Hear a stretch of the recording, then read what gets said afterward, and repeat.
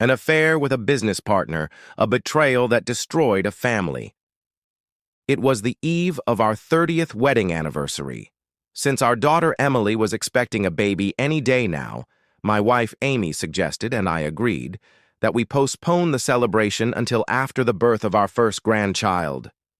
Then we could plan our anniversary while helping Emily and Michael with the newborn. I thought I would surprise Amy with a delicious home-cooked dinner to celebrate our engagement and still be available if we learned the happy news. If she complained that I had violated our agreement, I would simply state that we weren't celebrating our real anniversary. I knew that was lame, but Amy had been working a lot lately and I wanted to do something special for her. I went home ahead of time to get ready.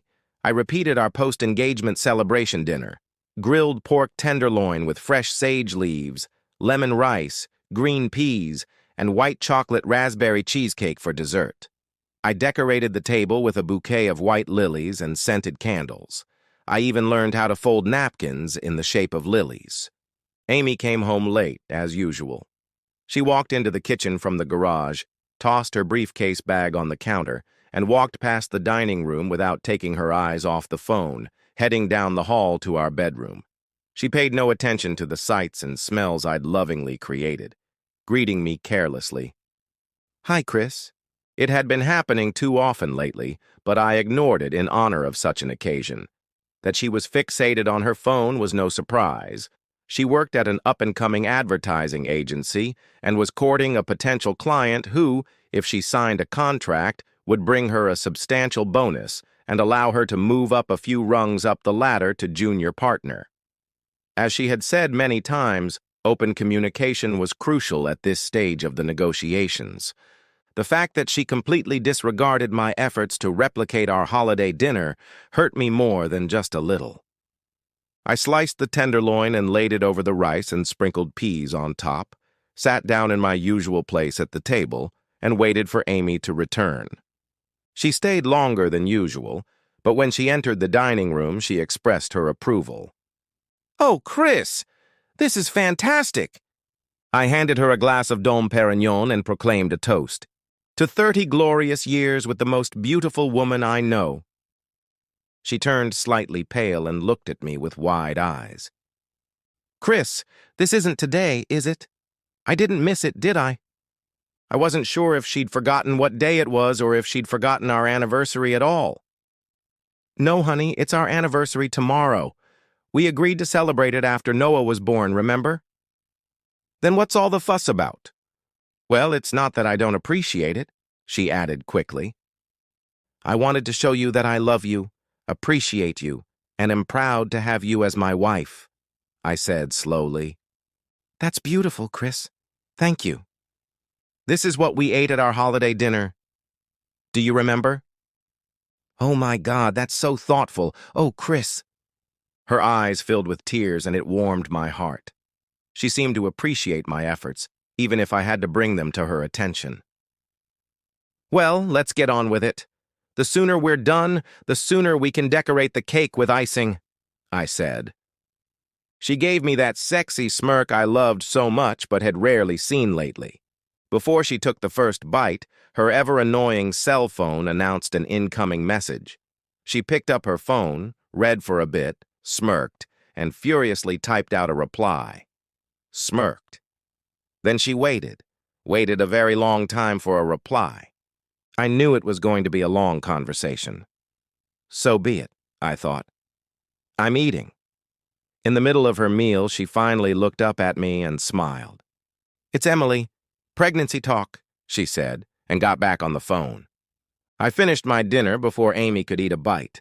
I wondered if she would miss me if I just got up and walked away from the table. Before I could test that theory, I got a text from our son-in-law, Michael. "Congratulations, grandparents. Noah Christopher Tanner, a boy weighing 8 pounds and 2 ounces, 21 inches. He has 10 fingers and toes. At 7:16 p.m., mother and son are doing well. Poor Emily was in labor for 11 hours. How could this happen? Right now she's texting with Emily, but what an idiot I am. I was stunned and felt like I'd been thrown off a cruise ship without anyone noticing. "Amy!" She kept typing. "Amy!" I screamed. She muttered, not taking her eyes off the phone. "How's Emily doing?" "She's understandably a little freaked out, Chris," she said a little irritably. "She's still deciding whether or not to have an epidural. Well, she'd better make the decision soon, since she's already had the baby." "I understand." She started smirking again and typing a text.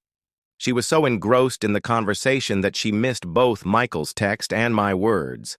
She had just lied to me, and given the supposedly open communication, the late nights, and lack of attention to me, I understood exactly why. She was cheating on me.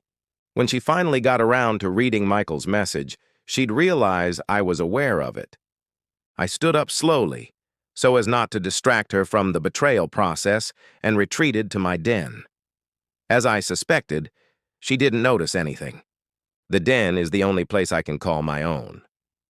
When we bought and remodeled this old mansion 16 years ago, I told the designers just one word: masculine. I got what I asked for: a true hunting lodge atmosphere. My favorite detail was the huge wood-burning fireplace. There's something soothing about fire, and this was just what I needed. I built a small fire in the fireplace using just a couple quarter-round logs. I left the damper and chimney wide open to keep the fire burning hot and fast. I need a good flame to calm down and clear my head. They say pyromaniacs set houses on fire to quench an overwhelming need. I didn't know why Amy felt the urge to burn down our marriage, but she sure lit that fire. I needed to think. I pulled out a cheap bourbon and a $3 cigar. I saved the good drinks for happier occasions. The fire in the fireplace had turned to smoldering embers, and I was just mentally mapping out short and long-term plans when Amy knocked softly on the door and came in. "Chris," she said quietly, "I'm sorry. I don't know what else to say." I wasn't sure what I wanted to hear from her. I expected at least some sort of admission that she had hurt me badly. She couldn't explain it. Divorce was the only option open. "You have nothing to say. I'll start looking for a lawyer immediately. I suggest you do the same." "I don't want to lose you, Chris. You've already lost me. I will not stay married to a man who disrespects me like that." "Chris." "You used Emily's pregnancy as a cover," I interrupted. "You had an affair right in front of me. Right in front of me, you cheating bitch. I can't think of anything more disrespectful you could have done." "I meant no disrespect, Chris. I know it sounds lame, but I really do love you." I took a deep drag on my cigar and let out a ring of smoke. I watched it float away until it dissipated completely. "Just not enough not to have sex with some asshole. Not enough to tell him you're not interested in him and back off." Amy cried. "That's the problem. I was interested. I didn't want to be. Believe me, I fought those feelings. I didn't want this complication any more than you did.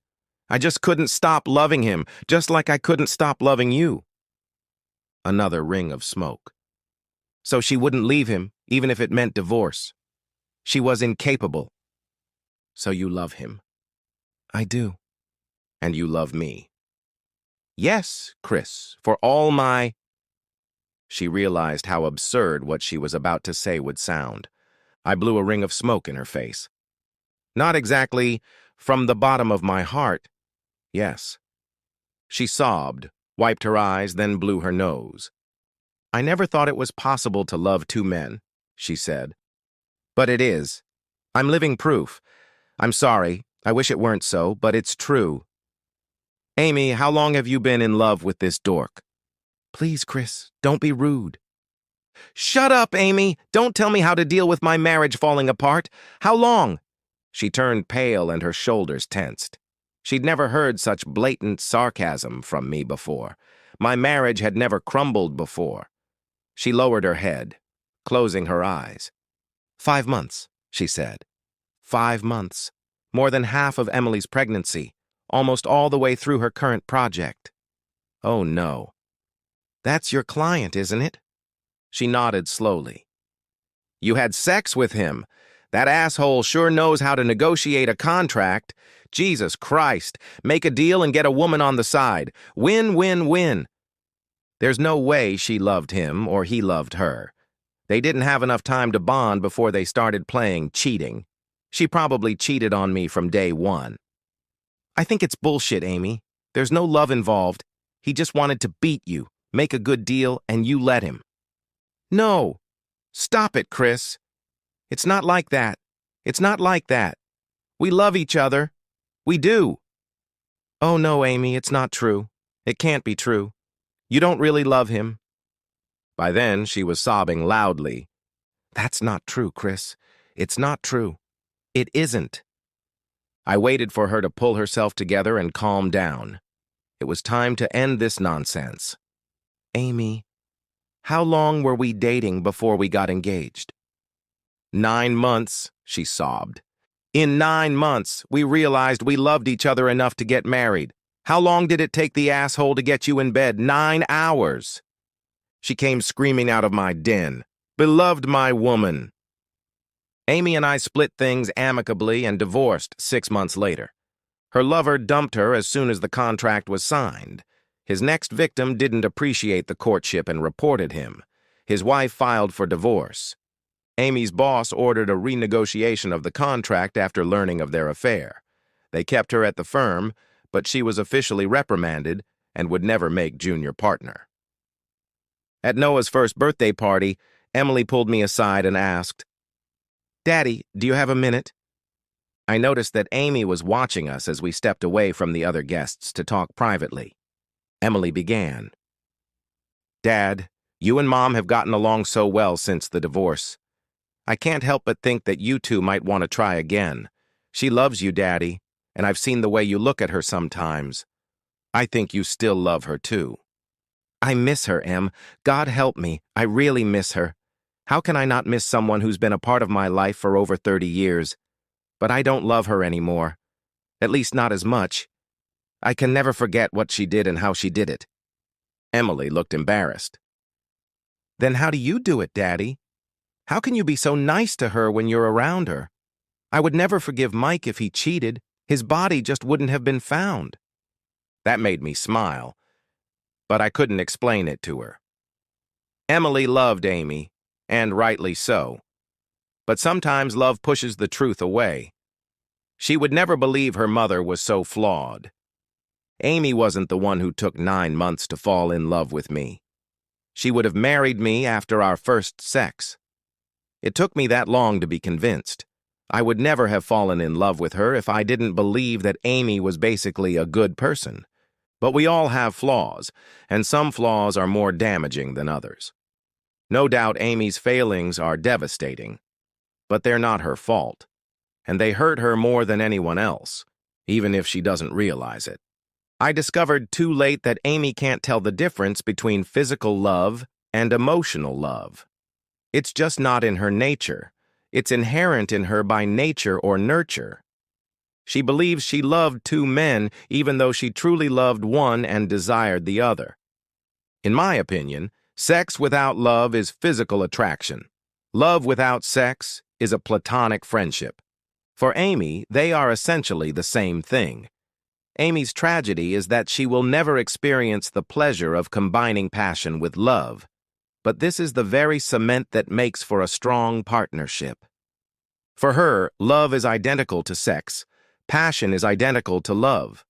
How can a whole of 2 parts be greater than each part when to her the parts are identical? How can one not pity someone who has such flaws? How can one not forgive someone who is worthy of such pity?